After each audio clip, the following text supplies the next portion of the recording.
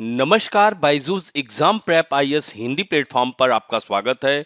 दोस्तों, आज हम लोग 12 जनवरी 2023 के दैनिक क्विज की चर्चा करेंगे, जो कि आपके आगामी संघ लोक सेवा आयोग की प्रारंभिक परीक्षा के दृष्टिकोण से लाभदायक सिद्ध हो सकता है।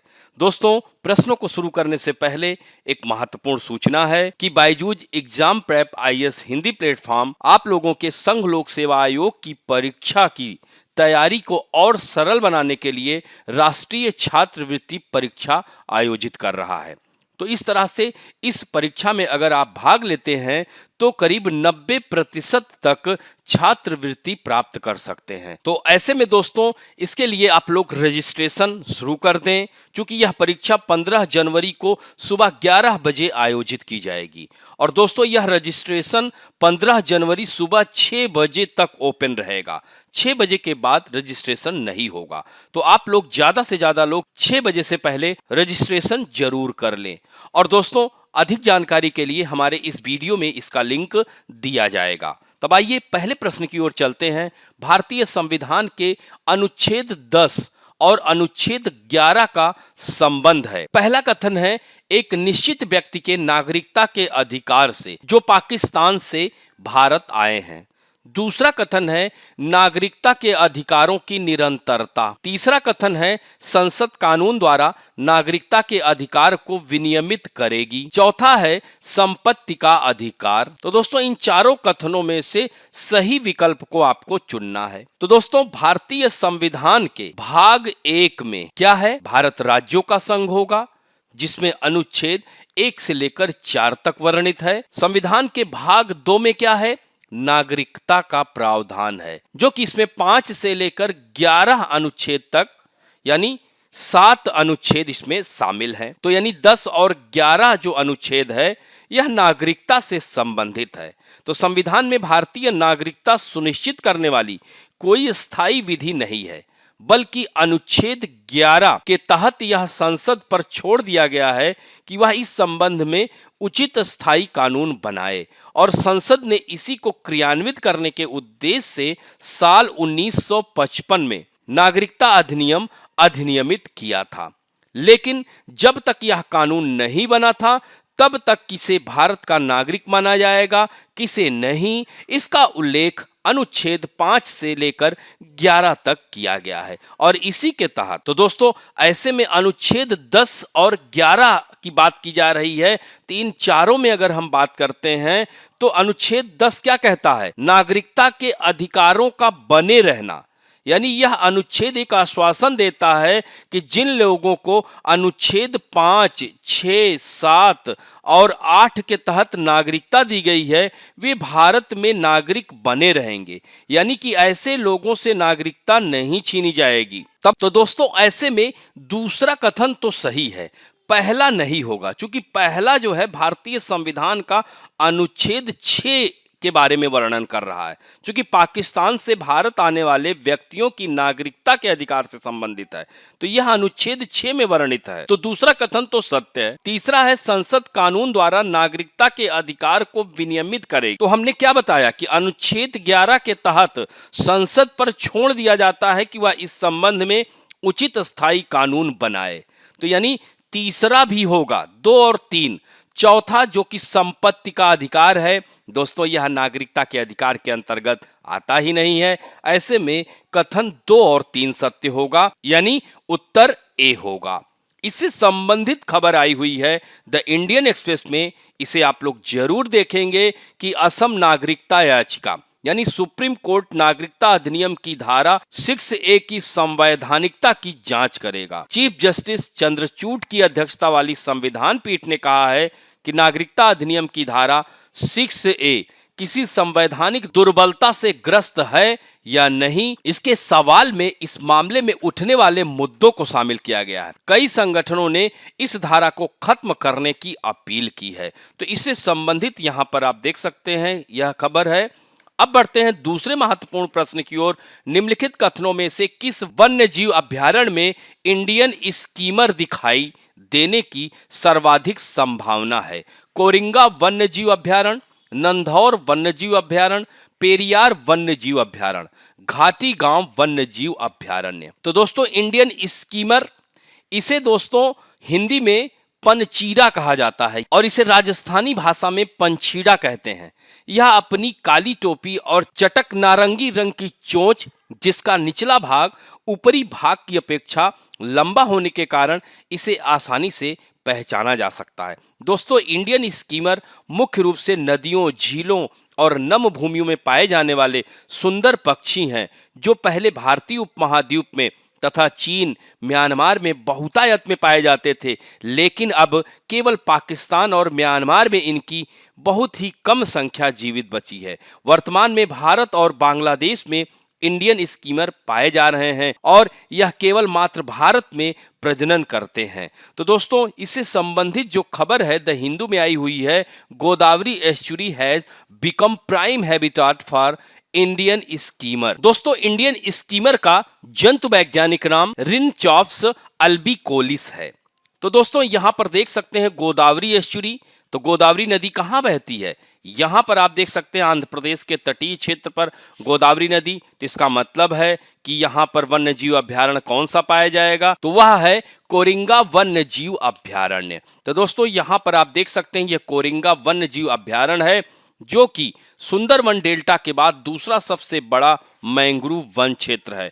यहां पर पक्षियों की 120 से अधिक प्रजातियां पाई जाती हैं। अब बढ़ते हैं तीसरे महत्वपूर्ण प्रश्न की ओर। बेपोर उरु के संबंध में निम्नलिखित कथनों पर विचार कीजिए।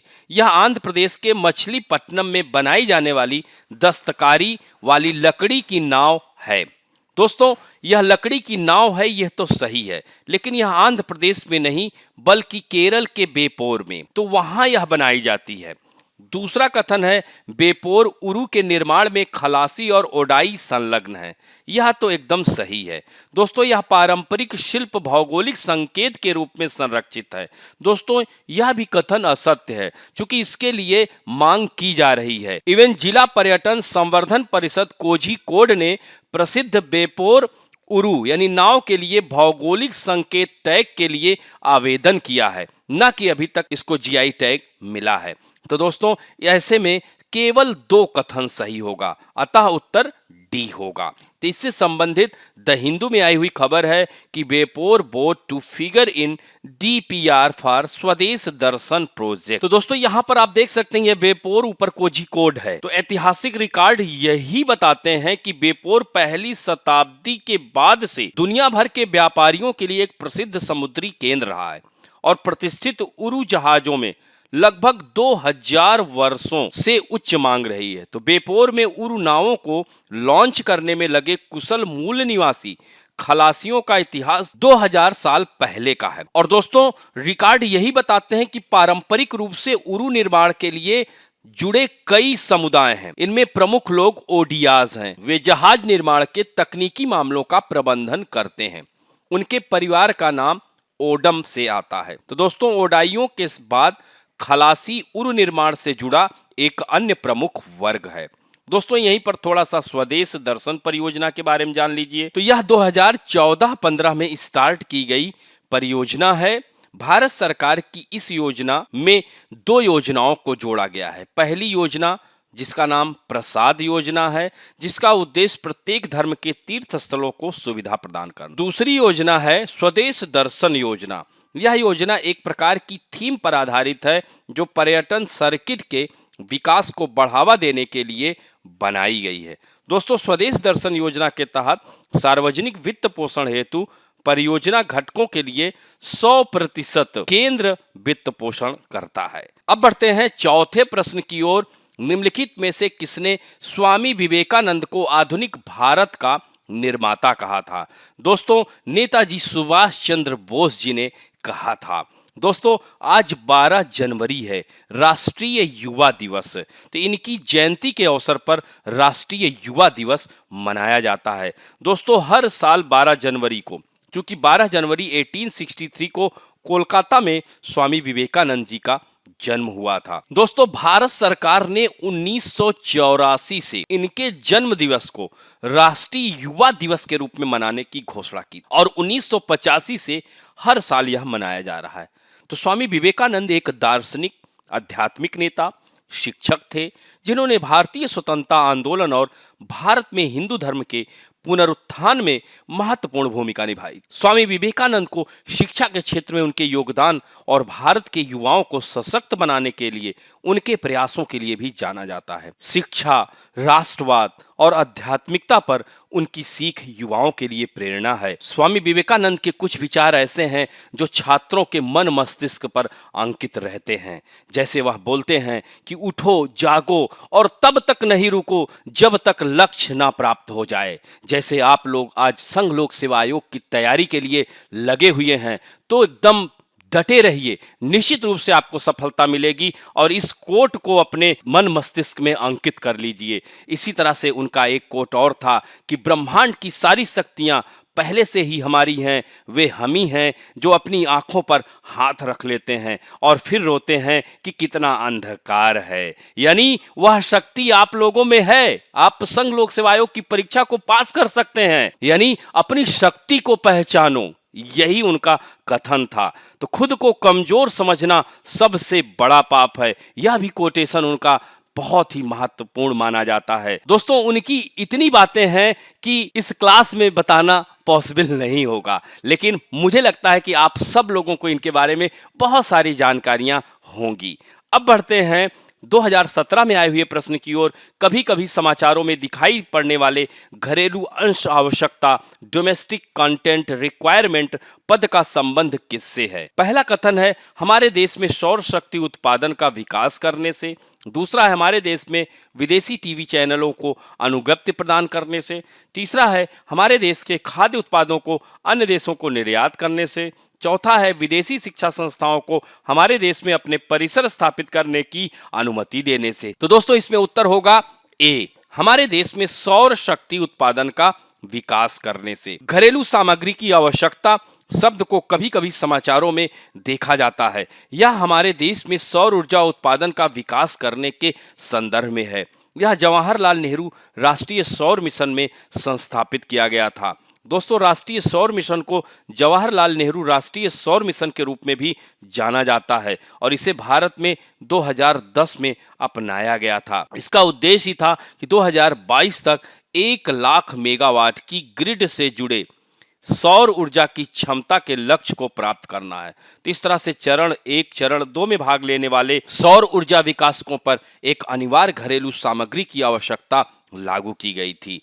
अब बढ़ते हैं दोस्तों, आज के फैक्ट ऑफ द डे में हम बात करेंगे VSHORAD मिसाइल प्रणाली, यानी very short range air defence system. तो दोस्तों, यह जो मिसाइल प्रणाली है कम दूरी पर कम ऊंचाई वाले हवाई खतरों को मारने के लिए VSHORAD प्रणाली एक man portable air defence system है जिसे DRDO यानी डिफेंस रिसर्च डेवलपमेंट ऑर्गेनाइजेशन द्वारा स्वदेशी रूप से डिजाइन और विकसित किया है। तो दोस्तों, रक्षा अधिग्रहण परिषद ने रक्षा अनुसंधान एवं विकास संगठन द्वारा डिजाइन विकसित very short range air defence system missile प्रणाली की खरीद की आवश्यकता की स्वीकृति को अन्य हथियारों के साथ मंजूरी दे दी है और इसकी जो लागत है 4,276 करोड़ रुपए की। दोस्तों, यह मंजूरी ऐसे समय में दी जा रही है कि आप लोग देख रहे होंगे कि इस समय भारत और चीन के बीच में तनाव चल रहा है। यानी यह LAC यानी भारत और चीन के बीच में जो तनाव जो सीमा है जिसे लाइन एक्चुअल कंट्रोल कहा जाता है, तो ऐसे में भारत की रक्षा पंक्ति मजबूत होगी। दोस्तों, भारत रूसी इग्ला M सिस्टम को बदलने के लिए VSHORAD कार्यक्रम के तहत 1.5 बिलियन की लागत से इग्ला S वायु रक्षा मिसाइलों को खरीद के लिए 2018 से रूस के साथ बातचीत कर रहा है जो सेना के साथ उपयोग में है। तो दोस्तों, यह मिसाइल प्रणाली है क्या? दोस्तों, यह कम दूरी पर कम ऊंचाई वाले हवाई खतरों को मारने के लिए यह man portable air defence system है और दोस्तों, इसे पिछले वर्ष उड़ीसा के चांदीपुर रेंज में इसका 2 बार सफल परीक्षण किया जा चुका है। दोस्तों, यह मिसाइल चूंकि दोहरे थ्रस्ट ठोस मोटर द्वारा संचालित है जिसमें लघुकृत प्रतिक्रिया नियंत्रण प्रणाली और एकीकृत एवियोनिक्स सहित कई नई प्रौद्योगिकियां शामिल हैं जो पिछले साल किए गए परीक्षणों के दौरान सफलतापूर्वक साबित हुई थी। तो दोस्तों, डीआरडीओ ने आसान पोर्टेबिलिटी सुनिश्चित करने के लिए मिसाइल और इसके लॉन्चर को इस तरह से डिजाइन किया है। तो ऐसे में क्या यह भारत के लिए मददगार सिद्ध हो सकता है? तो मिसाइल की सटीक विशेषताओं का तो अभी तुरंत पता नहीं चल सकता, लेकिन सेना के अधिकारियों का यही मानना है कि सेना के शस्त्रागार में अन्य मिसाइल प्रणालियों की तुलना में मानव पोर्टेबल और हल्का होने के कारण इसे अल्प सूचना पर एलएसी के करीब पहाड़ों में तैनात किया जा सकता है और इस तरह से हम पहाड़ों पर यानी इन क्षेत्रों में चीन को माकूल जवाब दे सकेंगे। तो दोस्तों, इसे कब तक शामिल करने की उम्मीद है? तो दोस्तों, अभी तक अगर देखा जाए तो उड़ान परीक्षण सफल रहे हैं।